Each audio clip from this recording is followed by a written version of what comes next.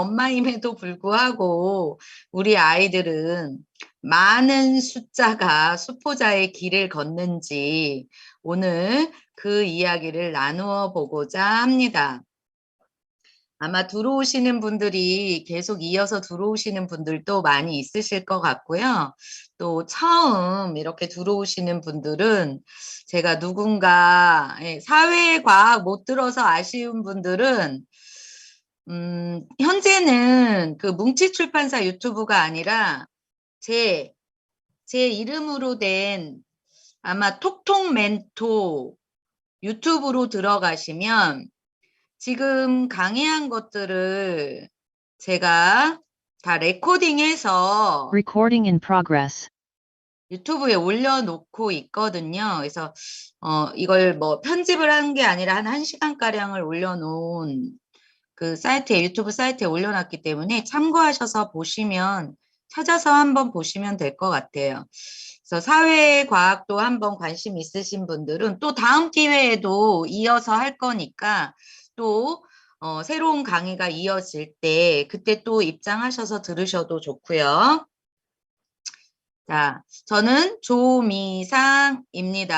예, 여기 지금 초1 따님 우리가 이제 질문 하나 들어왔는데 요때 한번 이따가 바라보면서 나눠보도록 할게요.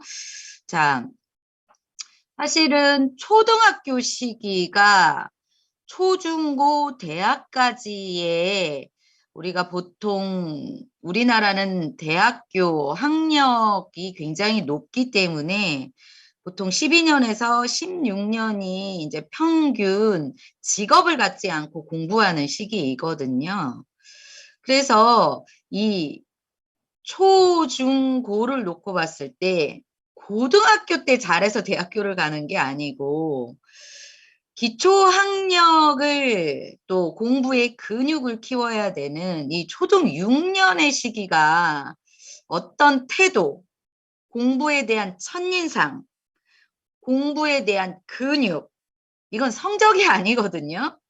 국영수사가가 아니라 중학교와 고등학교에 고차원적인 사고를 요구하는 좀 더 고급스러운 텍스트를 이해해야 되는 공부의 근육이 생기는 때가 이 태어나서 초등학교까지의 시기예요. 그래서 제가 쓴 책들은 대부분의 초등학교 자녀를 둔, 그러니까 유아 유치에서부터 초등 시기에 교육을 담당하는 역할을 하는 주도권을 갖는 엄마들이 좀 힌트를 가져가셨으면 좋겠다. 이때를 놓치고 이때의 공부에 대한 태도가 형성되지 않은 채로 중고등학교 공부를 잘하리라고 기대하는 건 불가능합니다.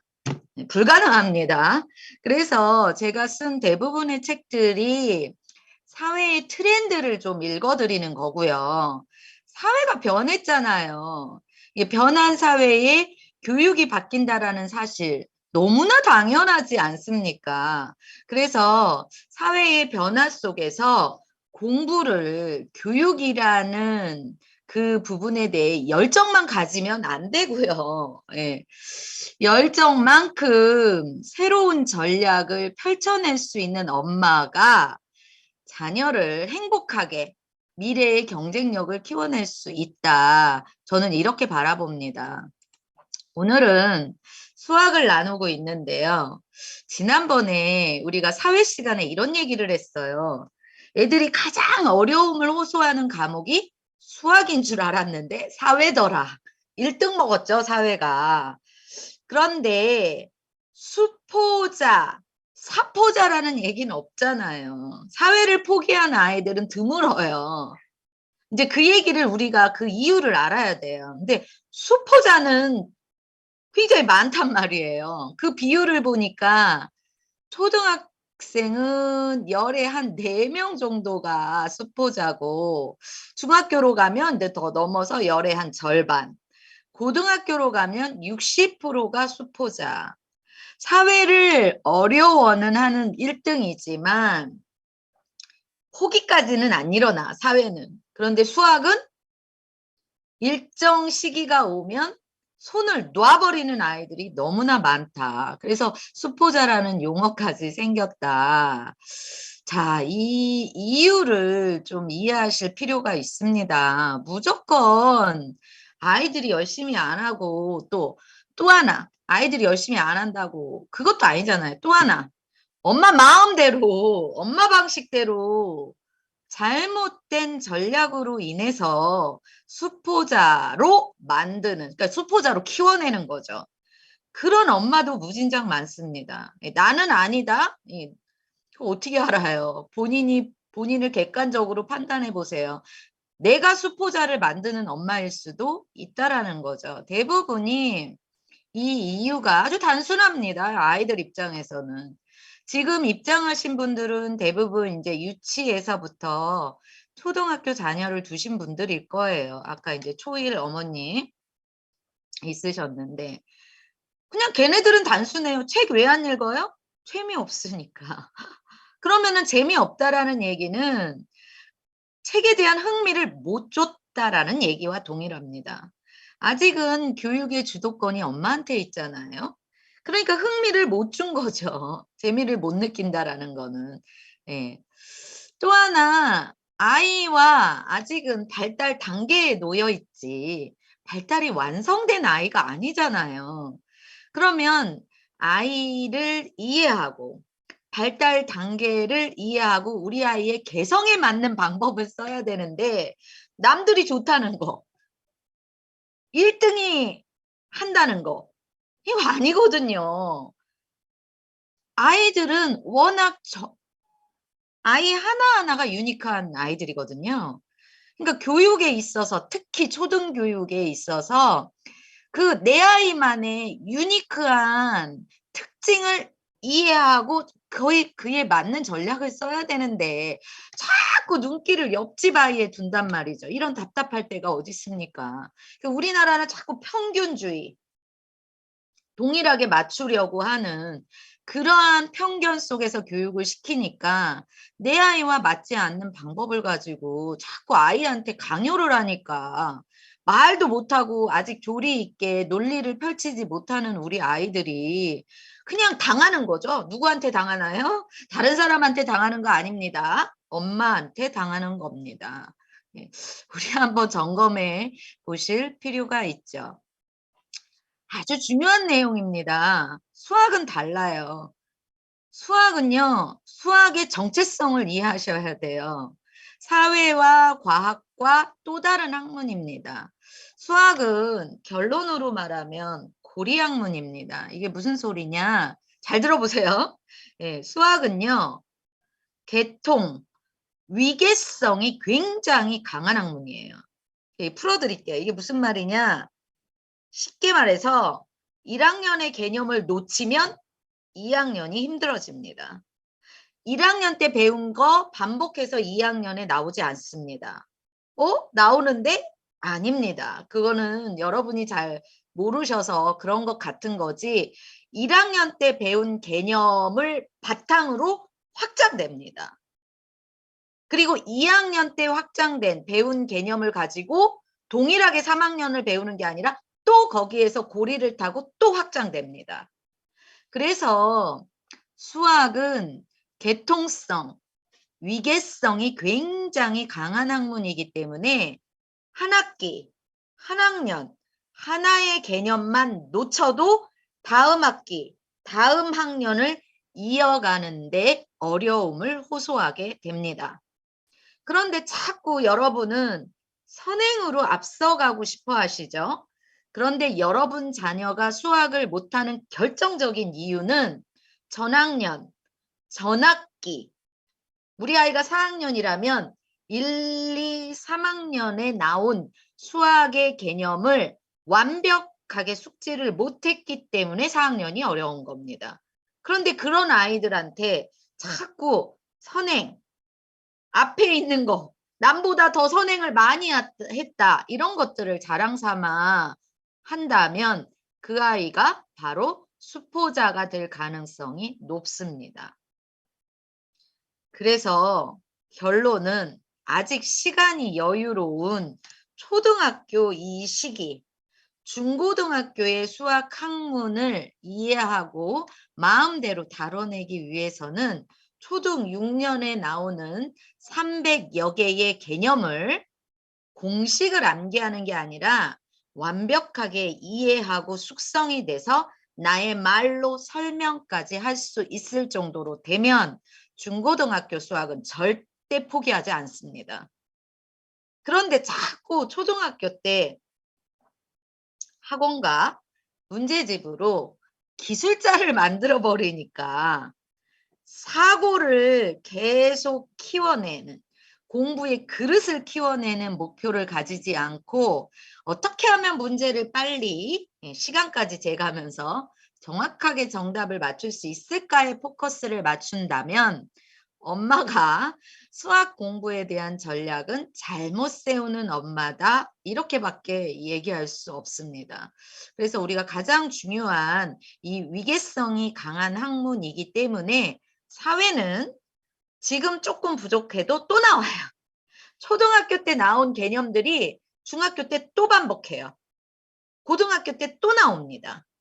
어휘만 달라지고 예만 달라지고 약간 깊어지는 거지. 그러나 수학은 절대 그런 학문이 아니다라는 사실을 이해한다면 지금 배우는 거와 전에 배웠던 거를 완벽하게 이해시키는 거에 포커스를 맞춰줄 필요성이 있다라는 거죠. 자, 또 하나. 세상이 바뀌었죠. 엄청 많이. 여러분이 학교 다닐 때와 지금을 비교해 보세요. 그러면 공부는요, 세상을 살아갈 준비입니다. 교육은.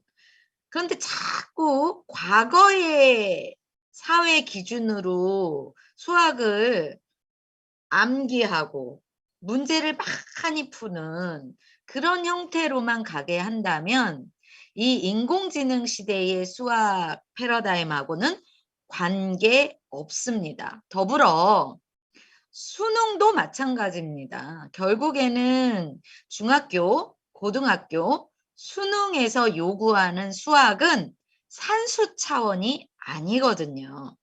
그거에 대한 인식이 바로 선다면 이 초등학교의 수학을 어떻게 준비해야 되는지 나의 전략이 조금 바뀌실 필요가 있죠. 제 강의 때 한번 제가 저도 이분의 말씀을 듣고 굉장히 공감하면서 여러분한테 말씀드린 적이 있는데 자, 오늘 처음 들어오신 분도 있으시고 얘기를 못 들으신 분도 있기 때문에 다시 한번 얘기 드리면 최근에 메가스터디의 연봉 200억 수리 영역 수학 강사죠. 그 강사가 향후 7, 8년 안에는 수능이 붕괴될 수밖에 없다. 정답을 맞추는 대입 전형은 이제 의미가 없다. 10년 뒤면 평가 양식 자체가 완전히 바뀌고 사는 세상이 바뀔 수밖에 없기 때문에 나는 그 전에 수능 강사를 때려칠 거다. 세상의 변화는요. 이제 지식, 단순 지식은 플랫폼에서 가져옵니다. 내 머리를 의지하는 게 아니에요. 그리고 인간은 좀 더 고차원적인 역량을, 고도의 사고를 발휘해야 되는 분야로 나갈 수밖에 없습니다. 그래서 이 수리 영역 메가스터디 강사가 이런 이야기도 자신 있게 펼칠 수 있는 겁니다. 자, 대부분의 전문가들이 우리나라의 이러한 암기식, 주입식, 정답을 맞추는 교육 패러다임이 빨리 바뀌어야 된다라고 주장하는 것은 결국에는 우리가 디지털 매체를 통해서 단순 지식을 해결하기 때문에 그렇죠. 그래서 이 인공지능 시대의 직업군들은 단순 기능직이 아니죠. 또 하나 매뉴얼로 근무를 하는 화이트 칼라도 아닙니다. 인간은 이제 단순 기능적이고 매뉴얼적인 거, 그죠? 정해진 사무, 이런 것들은 사무 자동화, 기계가 다 하는 겁니다. 지금. 그때 인간은 조금 더 고차원적인 사고와 문제 해결, 불특정한 문제가 나타날 때 그러한 문제를 해결할 수 있는 머리를 써야 되는 것들, 이런 것들은 이제 인간의 역할로 고차원적으로 넘어간 거죠. 그래서 직업군이 바뀌는 겁니다. 지금 여기에 보여지다시피 대부분의 분야는 수학과 연동이 되어 있습니다. 그런데 이 고차원적인 또 새로운 시대에 요구되는 직업 분야는 더 이상 산수가 아니다라는 사실을 이해하실 필요가 있습니다. 대부분이 산수 수준에 머물러 있는 직업군은요. 그러니까 약간 이러한 고차원적인 직업군이 아닌 부분들은 기능적이고 기계적인 것들이기 때문에 그것은 디지털 매체가 대체하는 거예요. 그러니까 약간 단순 노동, 이렇게 급여가 굉장히 낮은 그런 분야로 보내고 싶은 분은 없을 거예요, 내 아이를. 그러면 전문적이고, 우리가 공부를 시키는 이유가 뭐예요? 조금 더 전문적이고 조금 더 고차원적인 일을 했으면 좋겠는 거거든요. 직업을 가질 때. 그러한 직업의 99%는 다 사고를 요구하는, 머리를 쓰는 직업입니다. 그런데 지금 여러분 자녀가 하는 공부들은 대부분 기능적인 공부에 빠져 있죠. 이러다 보면 어떤 직업군으로 갈 수 있을까? 화이트 칼라도 지금 사라지는 직군의 1위인데 새로운 직업군, 인공지능 시대에 인공지능이 못하는 직업군들은 전부 다 사고를 요구하고 있다는 사실을 이해하실 필요가 있죠. 그래서 우리나라도 전 세계적으로 늦었지만 스팅 교육을 수입해 온 겁니다. 2011년부터 시범학교 운영했죠. 10년이 지난 지금도 우리가 여전히 대입이 객관식 시험을 치르기 때문에 자꾸 암기형 교육에 빠져들게 만드는 경향이 있는 공교육은 매우 후져 있는 나라가 우리나라예요. 열정은 높지만 교육열로 자녀 못 키웁니다, 이제는. 이 스팀을 들여다보면 수학과 과학이 들어가 있는데 수학, 과학 자체가 목적이 아닙니다. 수학, 과학 자체가 목적이 아니라 이 수학, 과학의 지식을 도구로 설계해서 만들어내는, 메이킹하는, 실용화하는 게 목적입니다. 이 창의융합교육이. 그래서 창의융합 부분을 조금 이해하시는 엄마라면 창의융합은 이론가가 아니라 메이킹 할 수 있는 지식을 가져다가 사용할 수 있는 아이로 인재로 키우고 싶은 거구나. 이거를 눈치챌 수 있어야 됩니다. 그게 바로 교육이 바뀌는 부분이거든요. 사회과학때도 제가 누누이 같은 이야기를 드리기 때문에 이제는 자꾸 그 부분에 대한 새로운 인식이 교육에 대한 철학이 바로 서야겠죠. 그래서 이 수학이나 과학은 더 이상 이론이 아니다. 이 부분이 이제 중요한 지점, 교육의 전략이 바뀌는 본질인 거죠. 그래서 수학이 뭐냐? 앞에서는 수학의 정체성을 얘기했어요. 고리학문, 위계성이 강하기 때문에 한 학년이라도 한 학기라도 그 개념을 충분히 이해하지 못하면 다음 학기가 어려울 수밖에 없는 위계성이 강한 학문이기 때문에 선행이 문제가 아니라 이게 참 우리나라의 교육의 굉장한 문제입니다. 선행이 문제가 아니라 지금의 것을 어느 정도 완벽한 숙성이 돼 있는지를 계속 점검하면서 가야 돼요. 특히 수학은. 여기에서 다 깨지는 겁니다. 자, 인공지능 시대, 즉 우리가 사는 우리 아이들이 살아내야 할 4차, 5차, 6차 산업혁명으로 넘어간다라는 예측을 하는 이 사회에서 요구하는 수학은 더 이상 문제집이 아니라 수학적 사고력, 수학적 태도, 이 부분에 대해서 우리가 오늘 좀 더 이야기를 할 거거든요. 이거를 길러내는 학문이에요. 이 수학적 사고력이란 또 다른 말로 하면 문제 해결 능력.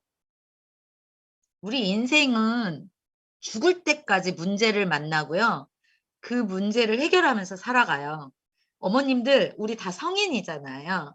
우리가 인생을 요 정도 살다 보니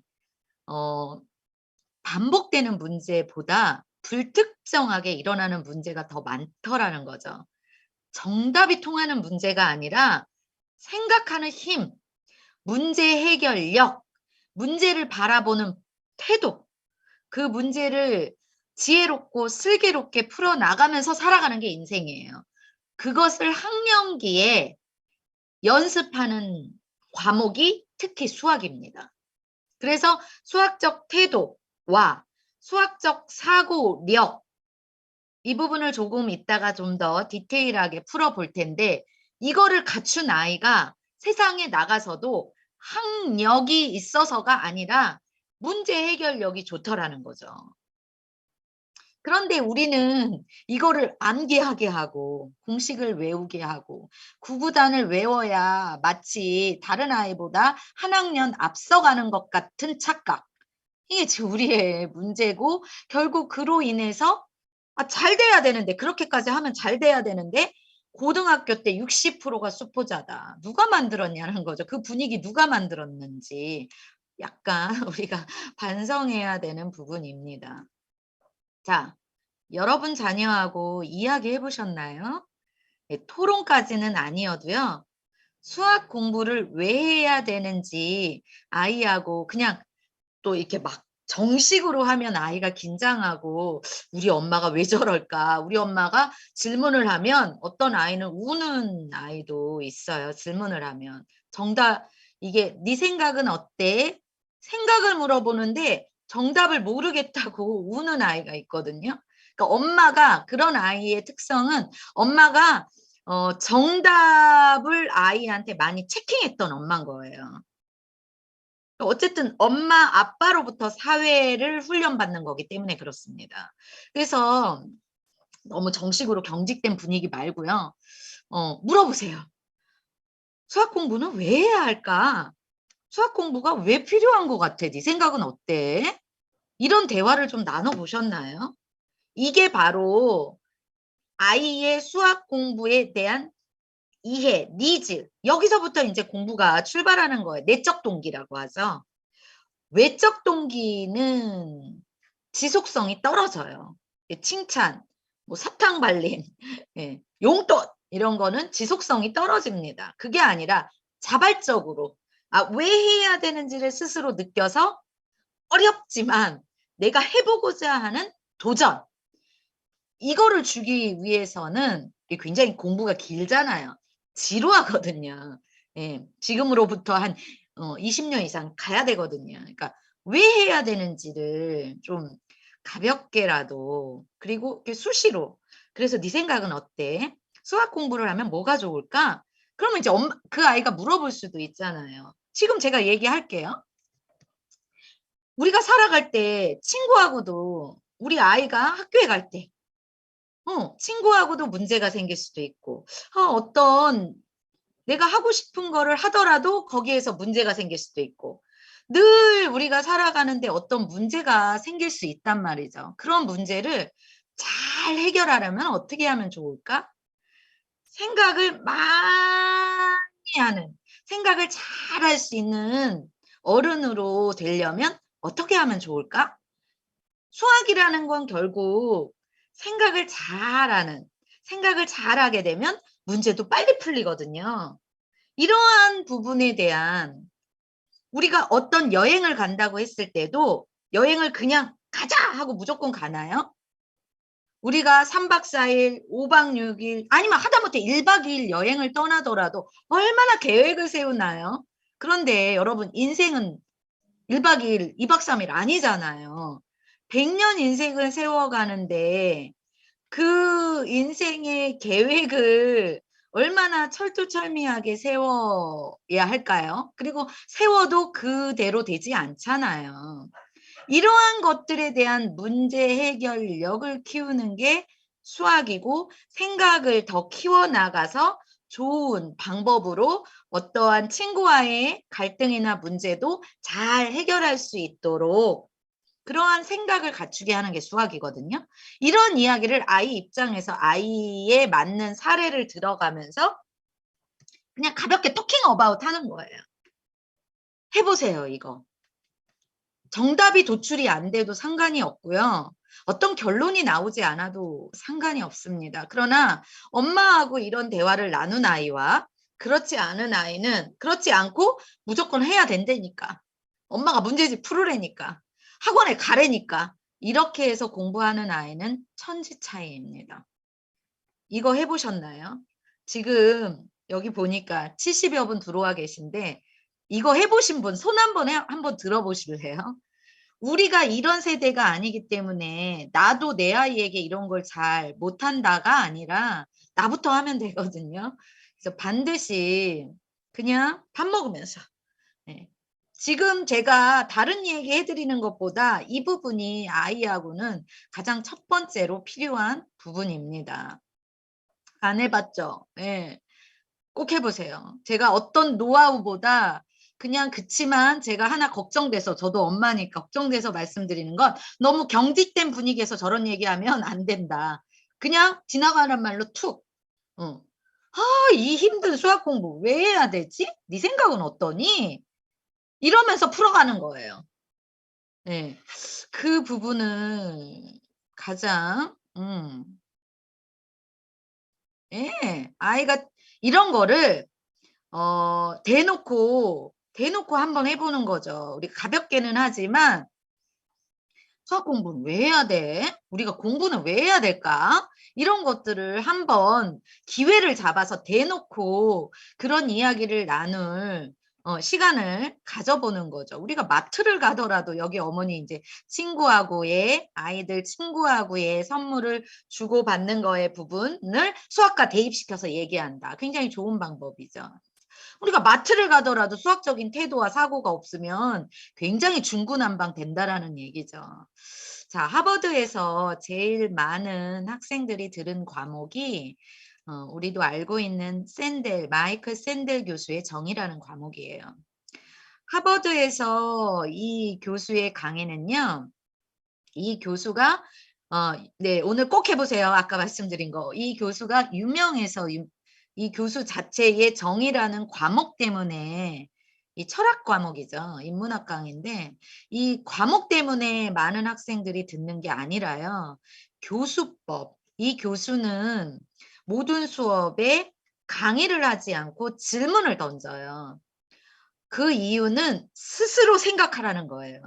그리고 아이들끼리 그 질문에 대한 토론, 발표, 거기에 교수는 아이가 발표하면 또 질문, 그래서 또 발표. 이거를 이 공개 강좌에서 수백 명이 모인 곳에서 자유롭게 수업을 하는 게 이 샌델 교수의 수업입니다. 우리나라에도 소개된 적이 있거든요.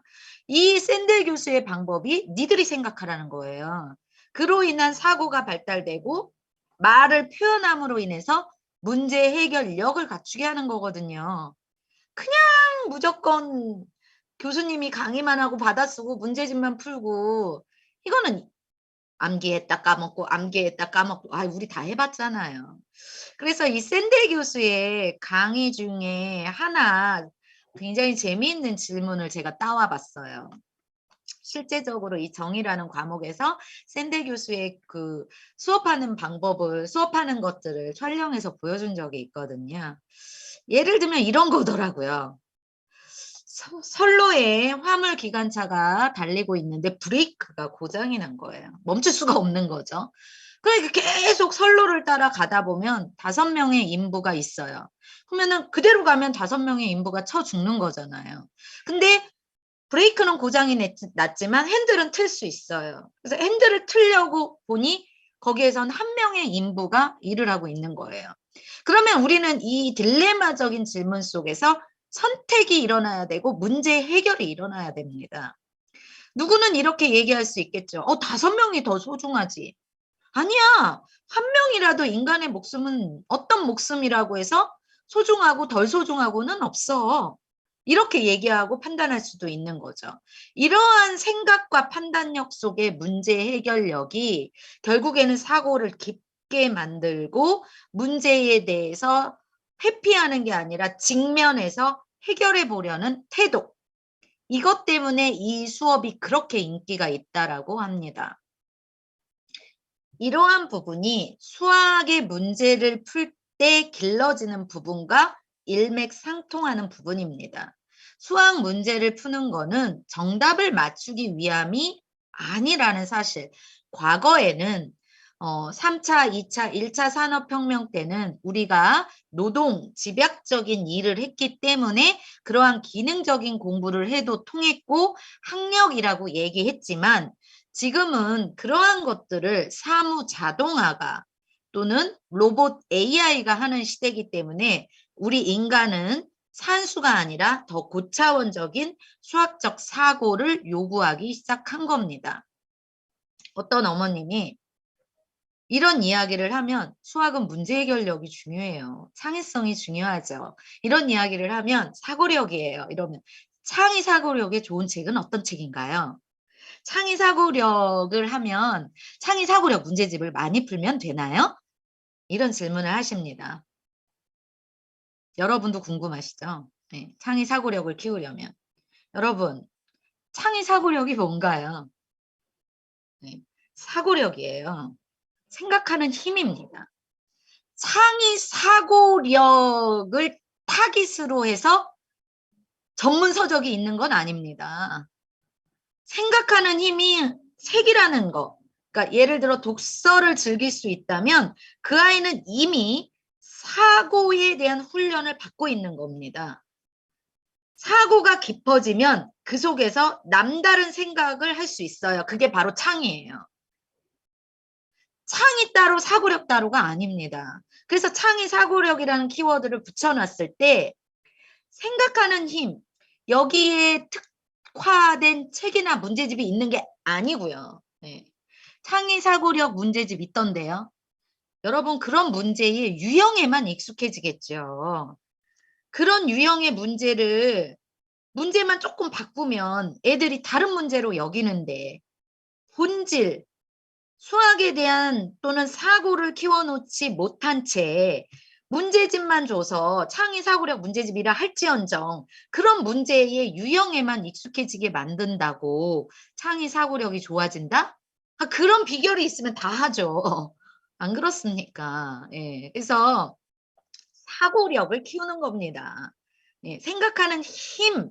이게 초등학교 6년까지는 이 생각하는 힘에 의해서 중고등학교를 갈 수 있는 이 사고력 발달이 수학 포기를 할 거냐, 도전하게 할 거냐를 갈림길을 만들어내는 겁니다. 그래서 창의 사고력에 특화된 책이나 문제집이 아니라 그만큼 일상에서 어떤 책이든 어떤 독서든 간에 독서를 제대로 정확하게 깊게 하면은 사고력을 길러내고 있는 중이고요. 그 사고력이 깊어지면서 생각하는 힘이 근력이 길러지면서 남다른 생각도 거기에서 나오는 거예요. 그게 창의력입니다.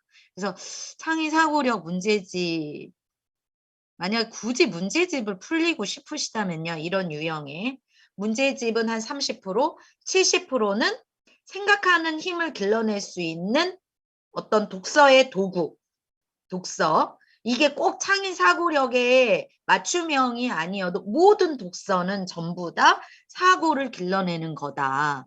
이렇게 들여다보실 필요가 있는 거죠. 그래서 제가 아까 수학은요, 사고력입니다. 어떤 사고력이냐? 논리적이고 합리적인 사고력입니다. 이 사고력, 수학 문제를 푸는 과정 속에서 그래서 이 과정 속에서 생각하는 힘, 또 정답을 찾아가는 과정에서 이 문제를 풀기 위한 어떤 방법을 써야 할까? 이 문제는 어떤 걸 요구할까? 이런 것들을 자꾸 길러내도록 유도하는 게 바로 수학입니다. 그래서 논리적이고 합리적인 사고를 길러내는 게 수학이고요. 그리고 기호와 숫자를 쓰는 건 단순 명료하게 커뮤니케이션 하도록 기호 추상화하는 작업입니다. 문자, 기호, 숫자 이것 자체가 중요한 게 아니라요. 나의 생각을 단순화시키고 명료화시키면서 커뮤니케이션을 수월하게 만들기 위해서 추상화하는 작업이기 때문에 이 부분에서 아이들이 어려워하는 거예요. 아직 추상적 사고가 발달이 안 돼 있는 상태이기 때문에 그렇습니다. 그로 인해서 자기만의 독창적인 문제 해결력을 찾아가도록 유도하는 학문. 그게 바로 수학의 문제를 푸는 과정이다. 그러다 보니 정답을 기술적으로 찾아내는 포커스는 수학의 궁극적인 이런 세 가지 목적을 달성을 못하게 가로막고 결국에는 중고등학교 때 수학에 더 어려움을 끼게 되는 겁니다. 그래서 수학을 공부할 때 우리가 숫자와 기호가 가득 찬 수학 문제집이 먼저가 아니라 이러한 것들에 대한 이 앞에서 인공지능 시대에 요구하는 산수가 아니라 수학에서 궁극적으로 길러내고자 하는 인생의 반영이 되는 수학 공부를 하는 이유, 그죠? 이러한 본질을 초등학교 때 근육으로 키워줘야 돼요. 그릇을 늘려놔야 되는 거예요. 그러니까 독서라는 얘기가 나오는 거예요. 그냥 문제집으로 학원에서요. 네가 한번 생각해봐. 문제 하나 가지고 네가 한번 생각해봐. 할 수 있나요? 다수의 아이들을 놓고 아이들이 생각하기 전에 선생님이 풀어내야 되잖아요. 그리고 진도를 빼야 되잖아요. 그러니까 학원은 생각을 할 시간을 주지 않아요. 학교는 안 그런가요? 선생님이 자꾸 진도 나가면서 문제 풀잖아요. 애들은 구경만 하고 있고. 그러니까 생각할 시간은 어디에서 필요하냐? 가정에서 필요하거든요. 근데 가정에서도 그 기회를 주지 않으면 얘는 이거 못 길러요. 그래서 중고등학교 수학, 중고등학교가 뭔가요? 수포자가 어디서부터 시작되는지 아세요? 4학년 2학기, 5학년부터 시작됩니다. 본질이 없기 때문에 그런 거예요. 그래서 이 수학만 가지고 수학을 잘하는 아이가 아니고요. 독서를 꾸준히 이거 자체가 수학을 잘하는 지름길이거든요. 생각을 꾸준히 키워나가는 활동을 했던 아이. 그러면서 문제풀이에 익숙하게 만들고 싶다면 20, 30%의 비중만 가지는 거예요. 그릇을 키워놓으면 그 그릇 속에서 사고 힘이 생기기 때문에 문제를 공식을 못 외워도 그 문제를 해결하게 돼 있어요. 근데 그게 안 되면 문제풀이만 했던 아이는 문제만 살짝 바꾸면 다 다른 문제라고 해요. 그리고 급기야 안 배운 문제라고 외칩니다. 그래서 이 꼭 수학에 관한 장르가 아니어도요. 지금은 자꾸 책을 통해서 생각하는 힘을 같이 길러냈을 때 수학이라는 문제가 와도 두렵지 않게 되는 거예요. 조금만 생각해 보면 문제가 해결되기 때문이죠. 이게 공식을 단순히 외워서 대입하는 거하고 다른 문제입니다.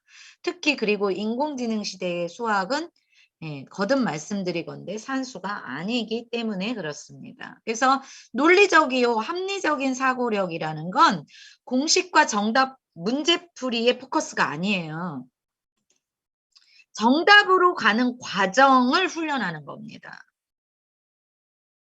그래서 이제 수학을요 그냥 머리 쳐박고 오늘 5장 풀었니 오늘 몇 문제 풀었니 오답 노트 만들었니가 먼저가 아니라요.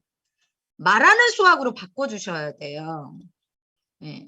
한 문제를 가지고 엄마랑 얘기를 해도 엄마랑 시간 없어요? 인형을 놓고 하라고 해도 위에가 형제가 아래 동생이 있어요. 동생한테 가르치더라도 한 문제를 가지고 그 문제를 풀어내는 거를 말로 하는 거예요. 어떻게 해서 8 더하기 7이 15가 나왔어요? 그럼 15가 중요하죠, 우리는. 안 그래요. 그게 중요한 게 아닙니다. 어떻게 15가 나온 거야? 근데 얘가 8 더하기 7이 13이 나왔어요. 13에다 이렇게 쓴 거야. 그때도 절대 화내시면 안 돼요. 어떻게 해서 13이 나왔니? 왜 13이야? 말하게 해주셔야 돼요. 말하면서 걔가 오류를 발견하게 돼 있어요. 말하면서 자기가 정확하게 푼 15가 제대로 푼 15가 됐는지 말하면서 검증이 돼요. 문제 100문제 풀어도 소용없어요. 문제만 바뀌면 안 배운 문제라고 외쳐요. 여러분의 자녀가 그래요. 학원에서는 그거를 할 시간을 안 줘요. 언제 애를 하나에서 10까지 말을 시켜요. 초등학교 6년만 이렇게 해보세요. 6년이 부담스러우신가요? 적어도 초등학교 4학년까지 그렇게 하면 5, 6학년은 지가 해요. 네. 여러분 기억나시나요? EBS에서 한번 상위 0.1%의 비밀. 예, 그 고등학생, 여학생이었는데 굉장히 인상 깊었죠. 공부하다 말고 엄마 불러요. 그럼 엄마가 그 앞에 막 자기 책상 앞에 의자가 하나 마련돼 있더라고요. 역사 공부를 하던데 엄마 하니까 엄마가 얼른 와서 그 의자에 앉는 거예요. 보신 분도 있을 거예요. 그랬더니 얘가 뭘 주저리 고등학생이에요. 역사에 대해서 주저리 그래서 엄마 이렇게 됐는데 엄마 이렇게 된 거야. 그랬더니 엄마는 그래 그렇지 그렇구나 이것만 해요. 말하는 공부 굉장히 중요합니다. 뭉치의 토론왕 시리즈가 왜 질문으로부터 아이의 생각을 유도하고 말 그대로 타이틀을 토론으로 달았을까요? 수학도 마찬가지입니다. 과정을 공부하는 사이에 과정을 이해하는 사이에 사고는 깊어지고 내가 말을 하면서 생각이 깊게 정리가 돼요. 그래서 지금부터 제가 아까 숙제 하나 드렸죠? 야, 수학 공부 왜 하는 거 같니? 좀 아빠한테도 좀 대화를 한번 나눠보라고 하세요. 그냥 아빠하고 이렇게 말거리 좋잖아요. 네, 저녁에 5분이라도. 그리고 오늘 풀어본 문제 하나라도 3분이라도 어떻게 이 답이 나온 거야? 맞았다 틀렸다가 아니라 그래서 과정을 훈련시키려면 꼼꼼하게 과정을 디테일하게 쓰거나 그걸 말로 풀어내는 수학으로 바뀌어야 돼요. 중요한 부분입니다. 자, 두 번째, 논리적이고 이 과정 속에 지금 제가 말씀드린 그거를 하면요. 자기도 모르게 논리가 발달되고요. 자기도 모르게 정답을 찾아가는 합리적인 사고가 끊임없이 발달돼요. 그래서 어떤 문제를 만나도 그 본질을 가지고 차곡차곡. 여러분, 따지는 아이, 여러분 자녀 중에 심하게 따지는 아이 있죠? 엄마, 그래서 그거 왜 그래야 되는데? 왜 해야 되는데? 그리고 무조건 시키는 거 싫어하는 아이 있죠? 그 아이는 태생적으로 논리적인 아이거든요. 논리는 그냥 넘어갈 수가 없어요. 정답이 그냥 나왔을 때 그런 거 싫어해요. 왜 그 정답이 나왔는지 그게 딱딱 들어맞는 논리가 세워지지 않으면 싫어하는 아이들이 있거든요. 그런 아이들이 수학이 약간 발달되죠, 더. 그러니까 굉장히 논리적인 거죠. 네.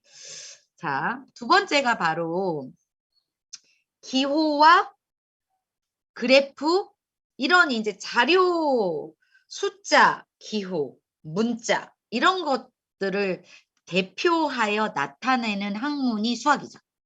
다른 학문보다. 이게 바로 추상화 작업이에요. 약속한 거죠, 우리끼리. 그 기호와 숫자를 약속했지만 길게 풀어내야 되는 거를 예를 들어 이거죠. 길게 풀어내야 되는 거를 약속한 거예요. 추상화한 거예요. 숫자와 기호로. 그래서 아이들이 어려워요. 우리는 어른이니까 괜찮죠. 우리는 어느 정도 추상적 사고가 발달돼 있잖아요. 어른이니까. 그러니까 엄마도 초3 때, 초1 때 이거 안 됐다니까요. 우리 아이가 지금 그래요. 이거 발달돼 가는 과정이에요. 그래서 이러한 기호와 추상화하는 걸 아이들이 어렵기 때문에 이 수학을 또 이게 이제 결국에는 그래서 단순 명료한 커뮤니케이션으로 가는 훈련을 하는 게 이 수학 공부인데요. 아이들이 연령상 이런 것들을 어려워하기 때문에 아직은 직접적으로 기호와 숫자를 쓰기 전에 구체적인 경험으로 한 다음에 넘어가야 돼요. 기호와 숫자가. 근데 우리는 산수로 배워서 자꾸 아이들한테 구체적인 상황을 주는 게 아니라 바로 숫자와 기호, 더하기, 빼기, 곱하기, 나누기, 그 다음에 숫자, 2자리 숫자, 3자리 숫자, 이것만 계속 주는 거예요. 아직 얘가 추상성이 발달이 안 됐음에도 불구하고. 그래서 어려워하는 겁니다.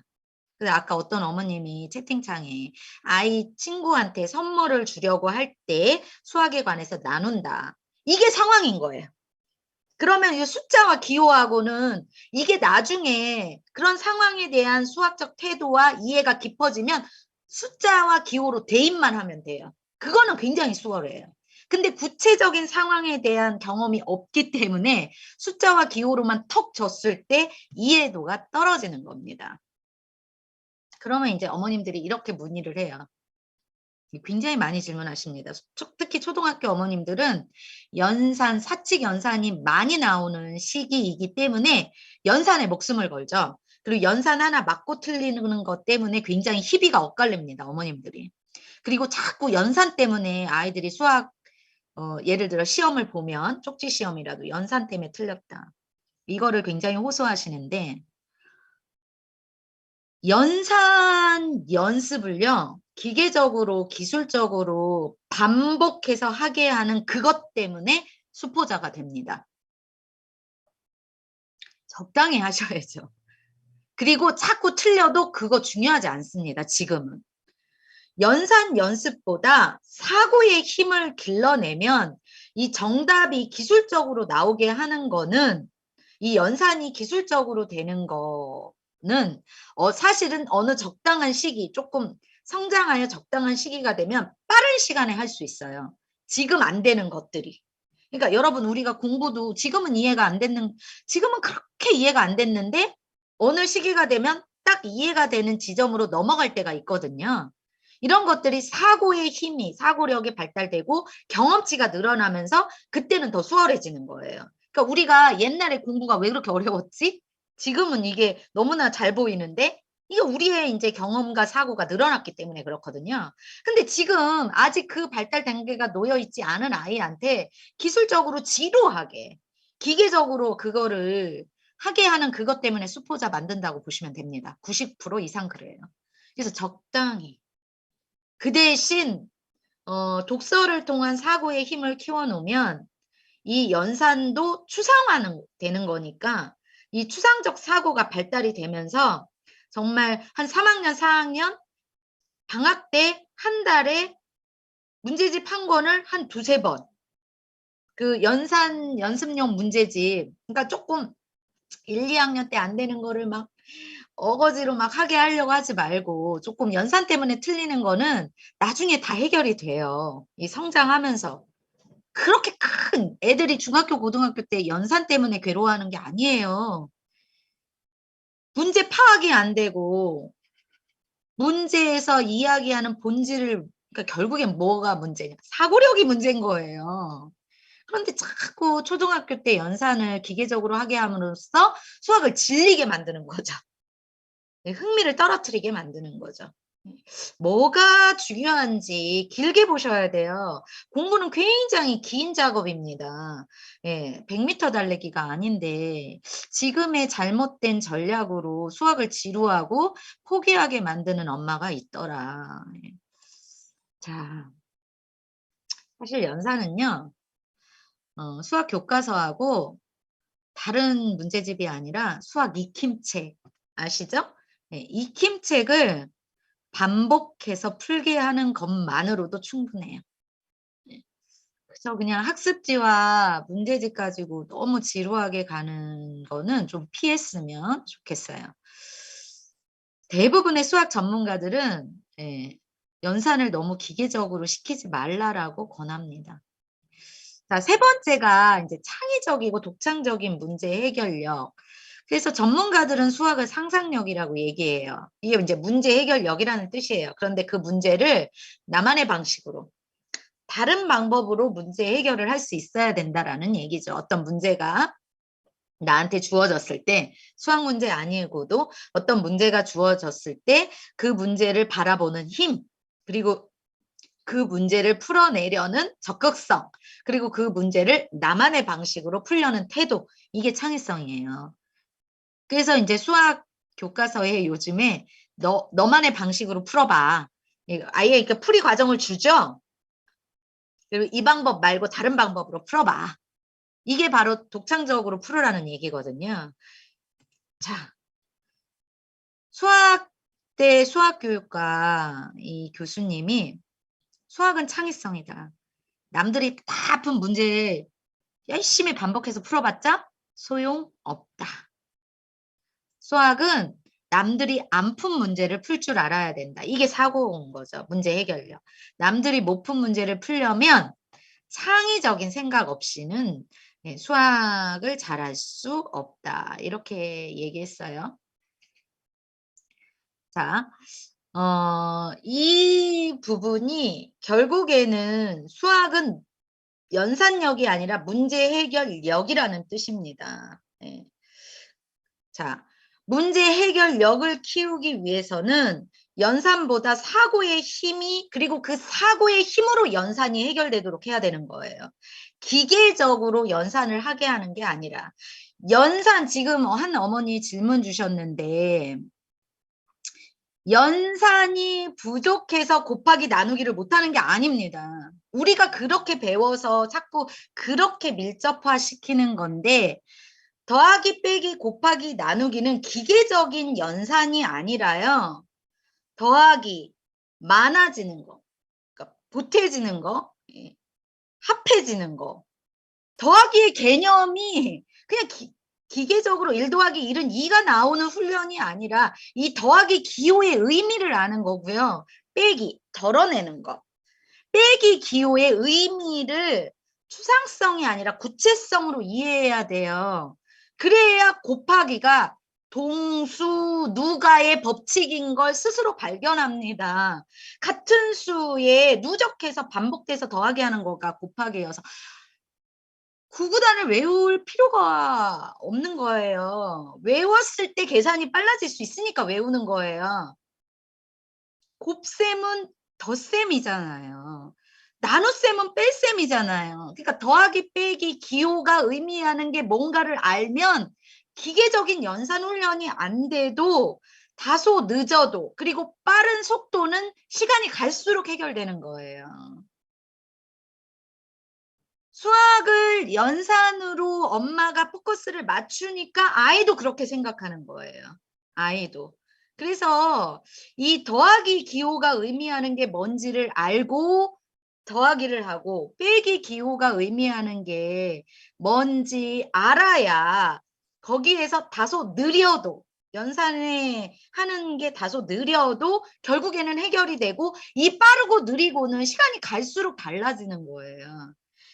이거를, 그러니까 엄마 자체가 그 수학에 대한 개념을 정확하게 다시 한번 세팅하셔야 되는 거예요. 그래서 지금 이런 질문을 하시는 거거든요. 우리가 우리 방법으로 자꾸 생각하셔서 그래요. 엄마가 연산에 포커스를 맞추니까 아이도 수학을 연산을 못하면 내가 수학을 못하는 사람이다라고 자기 정체성을 그렇게 규정짓는 겁니다. 연산 때문에 왜 연산 때문에 자신감이 떨어지는 게 아니라요. 예.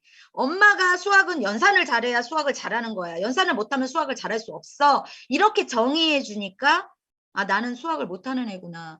얘가 그런 기계적인 계산을 싫어하는 아이일 수도 있거든요.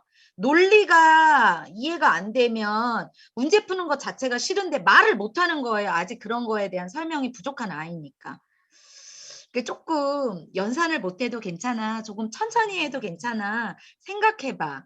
사탕이 하나 있었는데 친구가 2개 더 줬어. 그럼 사탕 몇 개 돼? 이렇게 자꾸 구체화시키다 보면 시간이 가면 그게 추상적인 기호와 숫자로 옮기는 시기가 오고, 그때는 빨라지고, 엄마가 기술적으로 계산력을 키우지 않아도 그때는 단기간에 그게 된다라는 얘기를 제가 드리는 겁니다. 이 수학에 대한 우리의 그 과거 방식의 편견이 굉장히 심하기 때문에요. 수학을 자꾸 수학에 대한 정체성에 이렇게 우리 자체가 헷갈리시는 거예요. 그렇게 되면 초등학교 때는 수학 성적이 좋지 않을 수 있지만 그냥 평균만 따라가. 요즘엔 시험도 안 보니까 평균만 이해하면 교과서만 이해하는 정도가 되면 중고등학교 때는 초등학교의 연산력 때문에 중고등학교 공부를 못하지는 않아요. 이미 그때는 사고가 더 발달돼 있기 때문에 결국엔 연산의 문제가 아닙니다. 중고등학교 때는. 그래서 그 부분은 때가 되면 가만히 있다고 이해가 되는 건 아니겠죠. 사고를 키워내는 또 다른 그러니까 사고력, 생각하는 힘, 평소에도 그리고 어떤 계속 독서를 통해서 가장 쉬운 방법이잖아요. 생각을 키워내는 거. 그러면 자동으로 발달되는 사고도 있지만 생각을 조금 더 깊게 만드는 거. 예. 자, 교과서는요. 지금 배우는 것만 완벽하게 숙지하면서 예습 정도로 넘어가는 거지 선행은 아이들한테 큰 의미가 없습니다. 선행해도 까먹게 돼 있어요. 사람이라는 존재는. 그죠? 틀리는 거에 대해서 아이가 자존감이 떨어지는 거는요. 아이가 떨어지는 거 아닙니다. 엄마가 또는 아이가 스스로 자존감이 떨어지는 거는 여러 가지 원인이 있지만 가장 큰 원인은요. 엄마가 아이가 틀려오는 거에 대해서 어떤 태도로 대해줬냐. 격려를 해줬냐. 또 다른 기회를 다시 그 실패를 만회할 수 있는 또 다른 기회가 있다라는 자신감을 북돋아 줬느냐. 아니면 그런 부분에 대해서 엄마도 같이 실망을 느꼈냐. 이런 엄마가 자녀에게 어떤 태도를 대했느냐에 따라서 공부에 대한 자존감은 달라져요. 그래서 꼴찌도 빵점 맞아도 자존감이 높은 아이도 있어요.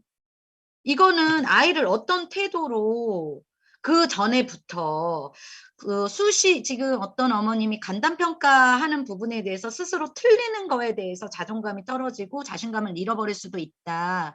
틀린 말은 아니지만 다 맞는 말은 아니에요. 예. 평소에 아이가 집에서 공부할 때도 틀리는 거에 대해서 엄마가 어떤 태도로 아이를 유도해 줬느냐에 따라서 이런 가치관이 형성이 됩니다. 아이가 스스로 그렇게 만드는 아이는 드물어요. 없어요. 예. 그 부분들을 사실 굉장히 깊은 얘기죠. 예. 자, 때가 되면 이해가 쉬운 거는요. 사고가 발달되기 때문에 그래요. 그러니까 여러분 그래서 제가 아까 그 얘기 했잖아요. 지금 보면 굉장히 간단한 건데 그때는 왜 그렇게 어려웠는지 몰라. 이거는 그때보다 내가 지금 사고가 발달돼 있기 때문에 그런 거예요. 예. 독서를 하면 할수록 어려운 책이 과거에는 졸렸는데 읽혀져요. 어떤 깊은 책도 읽혀져요. 독서로 인한 사고가 깊어지고 배경 지식이 늘어났기 때문에 그런 거예요. 그냥 되는 게 아니라. 그죠? 그래서 어떤 어머님이 이런 얘기를 또 해요. 이 어머님은 계산이 문제가 아닌 거예요. 네, 이 어머님은. 계산이 문제가 아니라 이제 문장제 문제 때문에 수학을 싫어해요. 많아요. 서술형 문제라고 하죠. 예. 이 어머님은 계산에 기술적으로 그동안 키워줬기 때문에 기술적인 계산은 잘한다는 얘기죠. 제가 같은 얘기를 하는 겁니다. 3학년, 4학년, 1, 2학년과 이제 4, 5, 6학년 초등학교는 이렇게 이제 수준이 달라지기 시작하는데 학년이 올라갈수록 계산력 때문에 아이가 곤욕스러워하지 않습니다. 예. 이 아이가 필요한 거는 문제풀이 능력이 아니고 계산력이 아니고요. 독서예요. 그 문제의 맥락을 파악을 못하는 거고요. 그 문제의 속뜻을 이해하지 못하는 거예요. 텍스트를 분석하지 못하는 겁니다. 그리고 이 텍스트의 본질을 못 바라보기 때문에 자기가 외운 공식을 어떤 공식을 대입해야 되는지를 모르는 아이예요. 이 아이는 계산력으로만 수학을 바라보게 해주셨기 때문에 사고의 힘이 약하니까 문제를 읽어도 무슨 소리인지 모르겠어요가 나오는 거예요. 그러니까 애초에 사실은 5살부터 수학을 바라보는 6살부터 수학을 바라보는 태도를 우리 엄마들이 과거 방식으로 자꾸 수학을 바라보게 하니까 그래요. 그러니까 산수 결국에는 산수. 여러분 언제 산수에서 수학으로 넘어갔는 줄 아세요? 초등학교 과목이 92년도예요. 그때 과목이 수학으로 바뀐 거거든요. 그러니까 어머님들은 전부 다 산수 배웠잖아요. 초등학교 때. 그러니까 지금도 아이한테 자꾸 산수가 중요하고 산수가 먼저고 이렇게 가는 겁니다. 그래서 이런 아이는 어휘력이 떨어져 있는 아이고요. 그러니까 학습지와 문제집으로 계산력은 굉장히 잘 훈련 받았어요. 근데 지금 어떤 유형이 더 늘어나는지를 들여다보세요. 교과서 보세요. 왜 수학을 국어 교과서라고 얘기하는지. 어휘라든지 맥락을 이해하는 텍스트를 분석하는 능력, 독서력이 떨어지는 아이들이 수학을 잘할 수가 없다고 우리가 얘기하고 있잖아요. 그죠? 뭐가 필요한지, 그리고 비중을 어떻게 둬야 되는지를 바라보실 수 있으셔야 되겠죠. 자, 한 분이 4학년인데요. 예. 여기 이분이 답 4학년 어머니 이게 우리가 같이 볼 수 있다면 한번 보셔도 좋을 것 같아요. 4학년 학부모입니다. 저도 4학년 때 저학년 때 연산에 대한 고민도 있고 고비도 있었지만 연산 따로 안 시켰다고 하네요. 결국 수학이 사고력이었다. 우리가 이제 보통 어머님들이 공부에 막 열을 올리는 시기가 1, 2, 3학년, 1, 2학년입니다. 그 다음에는 학원에 딱 보내버리시는 경우가 많죠. 그러니까 1, 2학년 때 뭐가 보이나요? 그리고 이제 7살, 6살 뭐가 보여요? 산수만 보이시는 거예요. 산수만. 산수는 오히려 3학년, 4학년 때 이게 머리가 약간 키워서 그때 제가 아까 그랬잖아요. 조금 걱정되시면 3학년 여름방학, 겨울방학 때 문제집 한 권만 2번, 3번 풀기 한 권, 여러 권 말고 이게 다 해결되는데 지금 그게 안 보이시니까 자꾸 고민을 하시는 것 같아요. 이 어머님이 이제 이렇게 말씀해 주셨네요.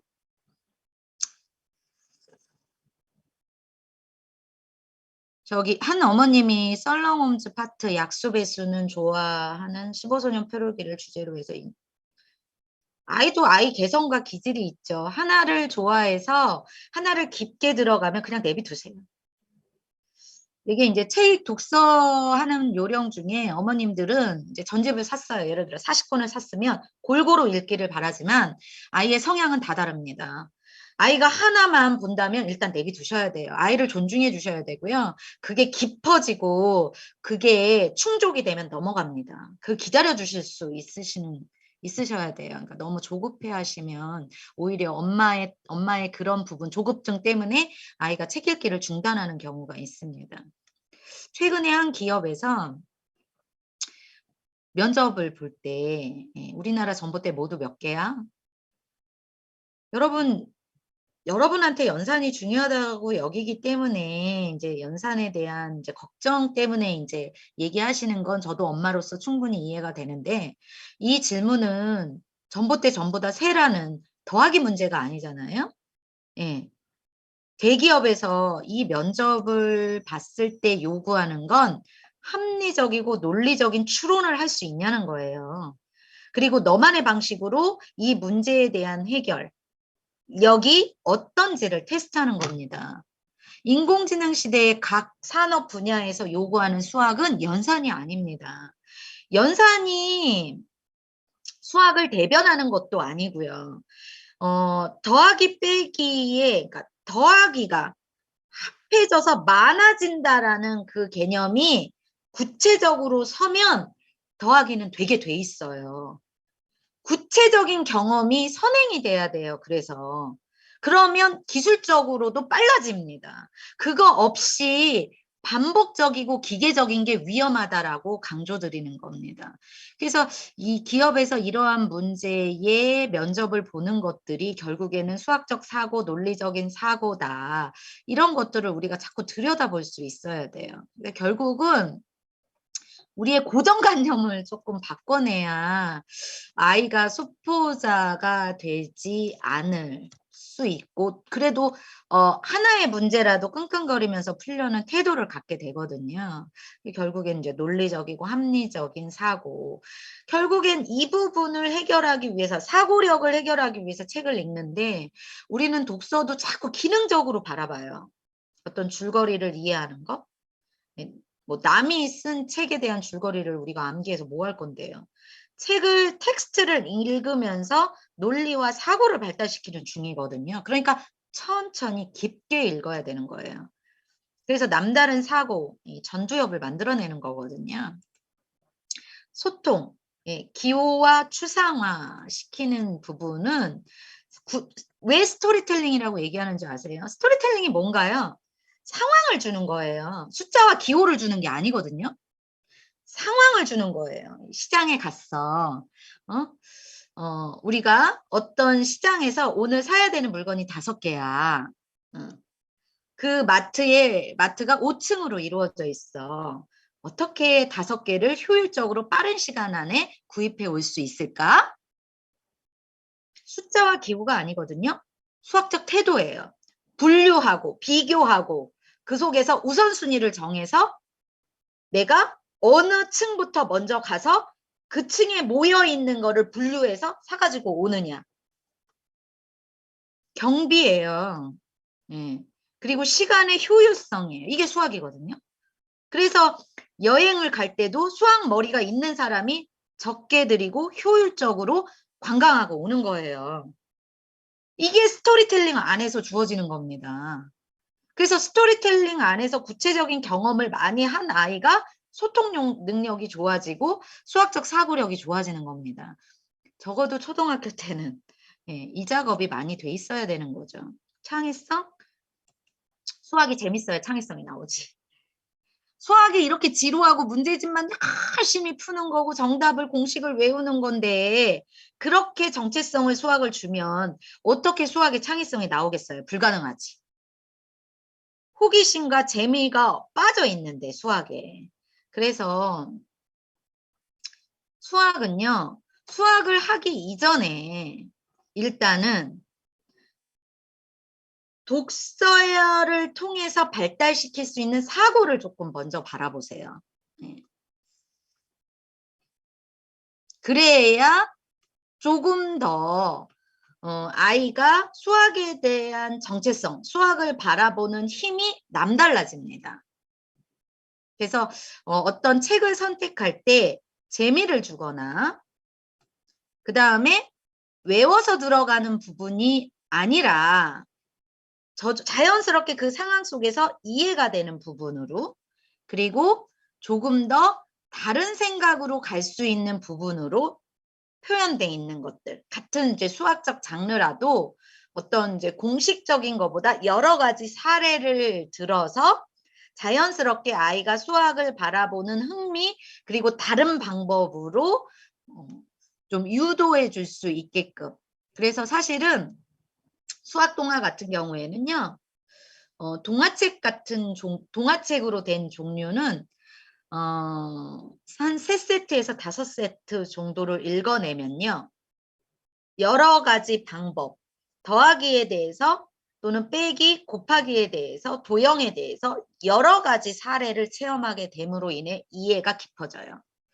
그리고 거기에서 끝나는 게 아니라 조금 더 상세하게 개념을 사례 중심으로 들어갈 수 있는 단계로 넘어가야 돼요. 한 7살부터는. 그래서 순차적으로 초등학교 때는 이런 다양한 방법, 이 다양한 방법이라는 건 구체적인 스토리텔링입니다. 그래서 스토리텔링을 통해서 숫자와 기호로 넘어갈 수 있는 여지를 주셔야 된다는 얘기죠. 자, 지금 한 어머님이 글을 주셨는데 유아 때부터 수학적 호기심이 많고 이런 아이가 좀 논리가 발달된 논리적 사고력이 애초부터 발달된 아이들이 있어요. 사고가 조금 빠른 편인 초2 남아인데 예. 단순 연산 문제집을 싫어하는 수학은 좋아하는데 단순 연산 문제집을 싫어한다. 이 여기서 지금 나오는 거잖아요. 수학은 단순 연산 문제집 아니거든요. 어떤 논리를 통해서 합리적으로 정답을 찾아가는 과정이 수학이에요. 그러니까 얘는 굉장히 논리적인 그 답이 그냥 즉답으로 나오는 건 자기가 도저히 이해가 안 가는 거예요. 왜 이 답이 나와야 되는지. 그래서 단순 연산 문제집 싫어하는 거예요. 그리고 수학을 말 그대로 논리를 좋아하는 아이인 거예요. 이런 아이가. 학원도 안 다니고 연산 문제집 싫어해서 그런 것들 안 하고. 그러니까 오히려 어려운 문제를 끙끙거리면서 머리를 써서 풀어내는 그 쾌감을 느끼는 아이인 거죠. 이런 아이가. 자, 이거는 이 아이는 이 초2면요. 그냥 아이가 그러니까 원하는 방법으로 이끌어주는 게 맞아요. 그러니까 문제집 이런 부분보다 조금 책도 이런 아이는 조금 깊게 읽으려고 할 거예요, 아마. 그러면은 하나를 좀 깊게 읽을 수 있도록 그리고 그러면서 그 책에 대한 난이도도 텍스트의 난이도도 점차적으로 계속 높여주면 그 힘으로 수학의 고급스러운 문제를 풀어내는 거예요. 그 힘으로. 자, 우리가 이런 공부를 안 해서 어떻게 보면 조금 어렵습니다. 우리 스타일 애는. 이게 그 얘기예요. 지금 초2, 초1, 7살, 초3도 마찬가지예요. 구체적인 상황에 대한 이해는 조금 수월해도 숫자와 기호로 들어가는 건 약한 아이입니다. 그래서 발달 단계가 구체적 조작기라는 건 상황을 줘야 되는 아이들이에요. 그러니까 바로 다이렉트로 수학이라고 해서 숫자와 기호, 추상성만 줘서는 자꾸 이해도가 떨어지니까 흥미를 못 느껴요. 그래서 구체적인 상황이 있는 스토리텔링을 줬을 때 훨씬 이 아이가 그 상황을 상상하면서 수학적 개념이 생기게 되는 그런 발달 단계를 갖고 있는 아이임을 이해하면서 들어가 줘야 된다는 얘기예요. 그래서 초등학교 1, 2, 3학년은 그렇게 급하지 않거든요. 이때는 충분히 시간적 여유가 있기 때문에 이때라도 상황 속에서 개념이 설 수 있게끔 그러다 참 불안하시면 제가 수학 익힘책 이용하라고 말씀드렸잖아요. 네. 그렇게 엄마가 불안해하면 그 불안감이 어디로 가나요? 아이한테 가죠. 그래서 수학에 대한 초조함이 생기죠, 아이가. 네. 그대로 가니까. 자, 그래서 오늘은 이제 뭉치 수화강에 대한 이 제품의 특성을 한번 가볍게 우리가 분석을 한번 해보고 또 활용법도 지금 구매하신 분도 있으니까 활용법도 좀 들여다보면 이 뭉치는요, 우리나라에 굉장히 그 인지도가 높은 어린이 잡지, 동아사이언스에서 만든 과학동화, 예, 그리고 어린이 과학동화, 수학동화, 이 잡지만 오랫동안 동아일보 재단이죠. 네. 오랫동안 만든 회사이기 때문에 컨텐츠가 굉장히 우수하거든요. 사진이라든지 자료라든지 과학 수학에 대한 컨텐츠가 굉장히 풍부한 회사예요. 그래서 이 동아사이언스에서 기획해서 만든 책이 토론왕 시리즈와 수학왕 시리즈예요. 네. 그래서 이 컨텐츠 자체가 보통 다른 회사의 컨텐츠와는 좀 차별성이 있어요. 그래서 이 수학왕은 다른 회사의 수학 시리즈와 좀 달라요. 이 40권 속에 개념과 융합과 창의 이렇게 파트가 나눠져 있어요. 그리고 두 번째는 스토리텔링이 전래 명작 고전으로 이루어져 있어서 아이들이 일단 굉장히 신선하고 흥미진진. 그래서 이 수학왕은요, 수학의 개념을 집어넣어 주는 게 먼저가 아니에요. 수학에 대한 흥미, 재미, 책이 재밌으면 수학이 재밌어지는 거예요. 이게 수학이기 때문에. 수학 시리즈니까. 그래서 이 스토리텔링이 굉장히 강력해요. 세 번째, 보통 수학 시리즈에 그러니까 동화책이든 지금 이런 문고판으로 이루어진 책의 종류 속에 창의 파트가 들어있는 전집이 없어요. 유일하게 이 수학왕이 창의 파트, 썰렁홈즈라는 시리즈가 들어가 있죠. 자, 개념 수학이 22권이 개념편, 그러니까 초등학교 1학년부터 6학년까지의 5대 영역의 개념이 들어가 있어요. 초등학교 때는 약 300개의 개념이 나옵니다. 그 개념이 300개의 개념이 말로 풀어낼 수 있어야 돼요. 문제집으로 푸는 게 아니라. 그러니까 더하기의 개념이 뭔지 말로 설명할 수 있어야 된다고요, 나한테. 그 다음에 연산력이에요. 네. 그래서 이 아까 말씀드린 전래 명작 고전에 굉장히 기승전결의 탄탄한 스토리텔링을 갖고 있기 때문에 얘가 아이들로 하여금 일단 읽기가 재미있습니다. 일반 생활 스토리보다. 그리고 이 스토리가 옴니버스 구조예요. 무슨 소리냐? 요즘 그 넷플릭스에서 좀 유명한 드라마 있던데 재미있는 옴니버스식으로 구성되더라고요. 그러니까 주인공들이 동일해도 시트콤처럼 이게 소재가 바뀌는 거죠. 예, 얘가 그렇게 돼 있어요.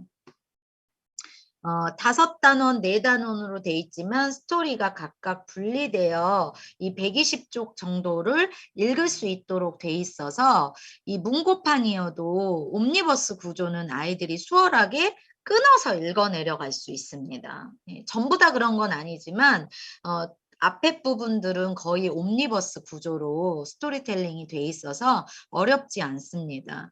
그리고 이제 좀 이렇게 쉬운 영역, 이렇게 구체적 조작기로서 이해해야 되는 영역에는 수학 놀이가 들어가 있어요. 일상생활에서 일상용품을 가지고 수학 놀이를 체험할 수 있는 것들. 그래서 좀 얘가 동화책이라는 간접 도구지만 구체적인 실제적인 경험을 할 수 있도록 유도를 해놓습니다. 그래서 개념편이 이렇게 들어가 있고 융합은 의식주와 융합해 놓은 거예요. 지금 수학은 실제적인 수학이기 때문에 내가 살아가는 세상에 내가 먹고 입고 살아가는 집, 그 다음에 타는 거 이런 일상에서 수학을 발견할 수 있도록 유도를 해놓은 게 융합수학이에요. 그래서 이 융합수학은 의식주, 실제적인 실용, 그리고 아이들이 스토리이지만 구체적인 체험을 할 수 있도록 유도해 놓은 게 5권이 융합수학에 들어가 있어서 이 융합수학 스토리텔링은 생활 스토리입니다. 앞에 개념하고 스토리텔링 소재가 달라져요. 그리고 이제 이 좀 독보적으로 뭉치 수학에만 왕에만 있는 창의 수학 파트가 7권이 들어가 있는데 이게 썰렁 홈즈 시리즈라고 홈즈라는 캐릭터 딱 느낌 오시죠? 홈즈라는 캐릭터와 하나의 사건을 가지고 그 사건을 해결하는 이 에피소드 하나에 4개의 문제를 해결합니다. 아까 창의사고력 문제집 얘기하시는 이제 질문하시는 어머님들 있다고 말씀드렸는데 숫자와 기호로만 이루어진 그러한 문제보다 이 어린아이들은 구체적인 상황, 그러니까 사건을 주는 거잖아요. 스토리텔링의 아주 단순하고 간단간단한 에피소드예요. 그래서 책 한 권에 18개 사건이 나오거든요. 에피소드가. 그래서 그 사건 하나를 홈즈랑 같이 그림을 관찰하면서 과학적, 수학적 머리를 써가면서 그냥 단순하게 정답이 나오는 문제들이 아니에요. 굉장히 끙끙거려야 되는 문제들이거든요. 그리고 아주 다각적으로 입체적인 사고, 아까 2학년 남아 연산 이런 거 싫어하는 어머님 마지막에 이제 올려주셨는데 그 어머님 같은 경우에는 이 썰렁홈즈 시리즈 같은 걸로 수학 머리를 더 깊게 키워내는 그런 것들이 나중에 교과서가 껌이 되게 만드는 교과서 문제가 오히려 더 쉬운 이렇게 아이를 발달시킬 수 있다라고 볼 수 있죠. 썰렁홈즈만 재밌다고 보는 딸 얘기하셨는데 지금요. 여러분 수학은 계산력이 먼저도 아니고요. 그렇다고 해서 사고력 중요하다고 했지만 사고력만 키워내는 게 수학이 아니에요. 수학은 수학의 재미를 느껴야 돼요. 그래야 창의가 해결돼요. 네. 지금 유치부 7세 가능합니다. 이 수학왕은 제가 아까 개념편도 옴니버스 구조다. 네, 제가 아까 요즘 넷플릭스에서 우리들의 블루스 맞나요? 제목? 그게 옴니버스 구조로 돼 있는 시리즈물이에요. 이렇게 좀 끊어져 있어요. 그래서 읽어 내려갈 수 있어요. 그래서 6살은 조금 빠르고요. 7살은 시작할 수 있어요. 7살에 마스터하는 게 아니에요. 7살부터 얘가 이거를 초등학교 전학년 완전히 내 걸로 만들면 그 속에서 수학의 흥미를 느낄 수밖에 없어요. 예, 그렇게 가는 겁니다. 그래서 제가 7살에는 시작을 권해드려요. 그리고 이 셜록홈즈 시리즈는 간략한 에피소드별로 끊어져 있기 때문에 한 권에 18개 사건으로 끊어져 있기 때문에 재미있는 대목만 보게 하면 돼요. 그 대신 얘가 7번이 해설집이거든요. 그거 빼놓으셔야 돼요. 7번. 그러니까 1번부터 6번까지가 사건 중심의 홈즈와 함께하는 퍼즐 문제들이고요. 7번이 정답 및 해설집이니까 수학 강의 있으신 분 또는 구입하시고자 하는 분은 반드시 7번은 따로 빼놓으셔야 됩니다. 이거 정답을 보면 사고 발달이 되는 거에 의미가 없죠. 정답 안 맞춰도 괜찮아요. 예, 정답을 찾아가려는 노력 속에 이 머리가 터져 나가는 거예요. 그리고 생각을 자꾸 여러 각도로 해보는 기회를 갖는 겁니다. 그래서 썰렁 홈즈만 재미있게 본다면 내비두세요. 이것만 보게 해도 수학 머리를 만들어 가고 있는 거예요. 지금 어떤 어머님 유치부 다른 어머님 두근두근 어머님이 해설집 안 보고 그림책만 진짜 재밌게 봐요. 이 성공한 거예요. 그럼 재밌잖아요. 수학이 재밌어지는 거예요. 예, 문제집만 드립다 갖다 푸는 아이가 어떻게 재밌어요. 수학의 실증만 느끼죠. 그래서 이 그림도 굉장히 익살스럽고 굉장히 유명한 그 웹툰 작가시거든요. 이 김석 작가님이. 아시는 분은 아실 텐데 이 셜록홈즈 시리즈는요. 창의력, 창의 사고의 포커스, 문제를 읽고 풀어보려는 노력만으로도 생각, 좀 더 깊고 남다른 생각, 그리고 그림을 가지고 관찰하면서 추론, 추적하는 거, 그리고 수학과 과학적 사고까지 그러한 지식을 가져다가 응용해야 풀어내는 그러한 문제들이에요. 그래서 저는 다른 거 만약에 아이가 개념이나 융합을 보기 싫어하고 아직 시작을 안 하면 그거 제껴두라고 얘기해요. 그리고 홈즈만 보게 해도 성공했다라고 얘기합니다. 언젠가는 앞에 있는 스토리도 융합도 다 보게 돼 있어요. 기다리셔야 돼요.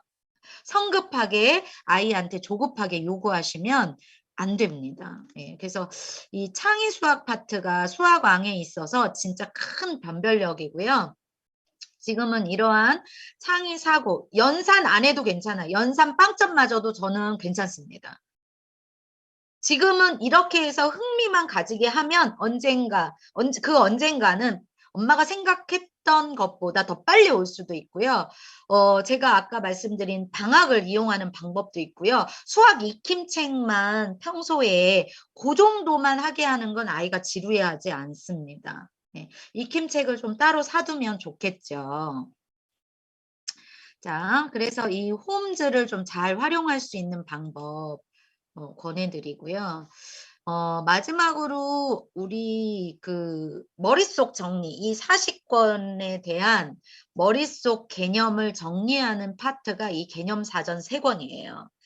이거는 전과식으로 초등학교에서 굉장히 중요하게 여기는 100개의 개념을 문제 예시와 약간의 스토리를 가미시켜서 영역별로 딱 깔끔하게 정리해 준 거거든요. 그래서 문제집도 들어가 있지만 문제집 같은 건 뭐 그렇게 중요하게 여기지 않고요. 이 개념사전은 이 스토리 속에서 자칫 아이들이 발견하지 못할 수 있는 그러한 개념을 일목요연하게 정리해 놓은 게 이 개념사전이다. 이렇게 보시면 됩니다. 그러니까 약간 친절하게 수학왕에서 핵심 정리를 해 놓은 부분, 그러니까 아이가 앞에 거를 충분히 이해를 한 다음에 개념으로 정리하는 그런 과정이 필요해서 넣어준 부분이죠. 수학왕은요. 40권으로 이렇게 구성이 돼 있습니다. 그래서 수학왕을 읽는 요령이면 요령 팁을 좀 정리를 해보면요. 이 파트가 분리된 이유가 있겠죠. 기획을 할 때. 개념을 주면서 실제적인 실용적인 융합 그리고 독창적인 문제 해결력 각각의 파트의 목적성이 있기 때문에 그것을 좀 구분할 필요가 있고요.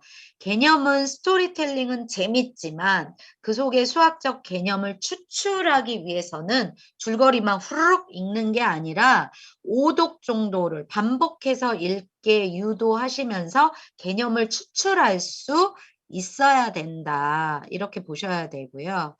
7번 아까 숨겨라. 예, 이거를 먼저 주시면 안 되고 문제집은 먼저 풀게 하기보단 최종 단계로 풀게 하면 돼요. 이게 영역별로 단계별로 문제집이 들어가 있습니다. 그리고 개념사전은 최종 서랍 정리하듯이 머릿속을 정리하는 차원이고 사회나 과학과도 여기 뭉치에 있는 토론항 시리즈와도 이 사고와 문제 해결력 부분에서 연합이 되기 때문에 함께 이렇게 넘나들면서 읽는 아이들 자체가 창의 사고력 부분이 훨씬 좋아지고 문제 해결력이 그런 데서도 힌트를 얻어서 수학을 풀어낼 수 있는 거거든요. 그래서 함께 읽는 아이들이 훨씬 확장되어 사고 훈련이 된다. 이렇게 볼 수도 있겠죠. 수포자는 아이가 스스로 수포자의 길을 가지 않습니다. 절대로. 아이는 잘하고 싶어요. 수학 특히. 수포자는 그냥 동화책 한두 세트 어렸을 때 사줬다고 해서 그걸로 수학 준비가 됐겠지. 이거는 입문도 못한 거예요. 에피타이저 정도입니다. 우리가 코스 요리로 본다면. 그래서 흥미 정도는 줄 수 있을지 모르지만 아직 수학으로 들어가지 않았다. 이렇게 판단할 수 있고요. 문제집에 올인하는 아이들이 가장 빨라요. 수학을 싫어하고 흥미가 떨어진 아이는 학원에서도 학교에서도 선생님이 그 아이를 어떻게 복구시켜 줄 수가 없어요. 흥미가 떨어진 아이는. 세 번째, 학원 원장님이 가장 원하는 게 뭐냐면 학원에 보내는 게 끝이 아니라 학원에 보냈으면 학원에서 뭘 하는지 디테일하게 들여다보셔야 돼요. 그냥 보냈으니까 알아서 하겠지? 그 아이가 수학을 포기합니다. 네 번째, 공식만 암기해서는 수학은 학년이 올라갈수록 절대 해결이 안 납니다. 본질적인 사고의 그릇을 키우고 왜 그런 공식이 도출됐는지 그걸 이해할 수 있어야 돼요. 말할 수 있어야 됩니다. 시간이 없다는 이유로 아이들이 이제 여러 가지를 하다 보니까 독서할 기회를 빼앗는 경우가 결국에는 창의, 사고, 응용 문제, 서술형 문제 이런 부분에 대해서 포기하게 만드는 경우입니다. 그래서 수학에 대한 흥미를 내가 뺏고 있는 건 아닌가 요거를 조금 들여다보실 필요가 있습니다. 네. 자, 여러분의 자녀는요, 옆집 아이하고 달라요. 아이들마다 개성과 스타일이 다릅니다. 그래서 옆집 아이가 잘 본 책이 우리 아이가 잘 봤다. 이것도 아니고요. 옆집 아이가 풀어서 수학 점수가 좋은 문제집이 우리 아이의 문제집이 아닙니다. 그래서 아이를 연구하셔야 돼요. 아이를 관찰하시고 우리 아이가 어떤 스타일인지 거기에 맞게끔 아이를 존중해서 시간이 더 걸리는 아이도 있고 연산이 빠른 아이도 있고요. 서술형 문제를 좋아하는 아이도 있고 싫어하는 아이도 있습니다. 논리적인 아이도 있고 암기를 싫어하는 아이도 있습니다. 그래서 그 아이의 특징에 맞게끔 그 전략을 세우고 도구를 선택할 수 있으셔야 되는데 수학 같은 경우에 도구의 잘못된 선택, 즉 책, 문제집, 학원 이러한 부분의 잘못된 선택 때문에 수학을 더 싫어하는 아이도 생깁니다. 그래서 그 부분이 우리가 좀 고민해야 되는 부분이죠. 가장 중요한 건 뭉치의 수학왕이 아니라요. 흥미를 잃지 않도록 아이가 연산 때문에 흥미를 잃는 건 아닐까? 이 책 때문에 흥미를 잃는 건 아닐까? 엄마가 수학학원 사줬는데 애가 썰렁홈즈만 본다고 타박했던 건 아닐까? 그것 때문에 수학학원을 싫어합니다. 예를 들자면. 그래서 아이가 좋아하는 걸 읽을 때는 거기에 집중하게 내버려 두시고 조금 기다려 주실 필요가 있다. 그리고 뭉치 수학왕은 수학에 대한 개념을 주는 개념서이고 융합이고 창의이지만 전체적으로 봤을 때는 재미를 주고자 노력한 기획 책이에요. 그래서 그 부분을 조금 더 중요하게 여기시면 좋을 것 같고요. 우리가 5월 달에는 선착순 이벤트던데 뭉치 시리즈를 구입하시면 이 초등 잡지죠. 굉장히 유명한 지학사에서 나온 초등 잡지 독서 평서를 3개월에서 1년까지 구독권을 이벤트로 드리고 있거든요. 이 안에도 수학에 관련된 여러 가지 것들이 들어가 있고 수학뿐만 아니라 뭐 역사도 들어가 있고 국어도 들어가 있고 영어도 들어가 있고 굉장히 지금 구독하시는 분들도 생각보다 많으시더라고요. 저희가 이벤트 해보니까. 그래서 아직은 선착순 구독권이 아직 이번 주까지는 남아있기 때문에 한번 참고하시면 좋을 것 같습니다. 오늘 질문까지 함께 하느라고 시간이 조금 길어지기는 했는데요. 혹시 이 부분에 대해서 질문이 있으시면 질문 주셔도 조금 바쁘신 분은 이제 교육 정리하고 나가셔도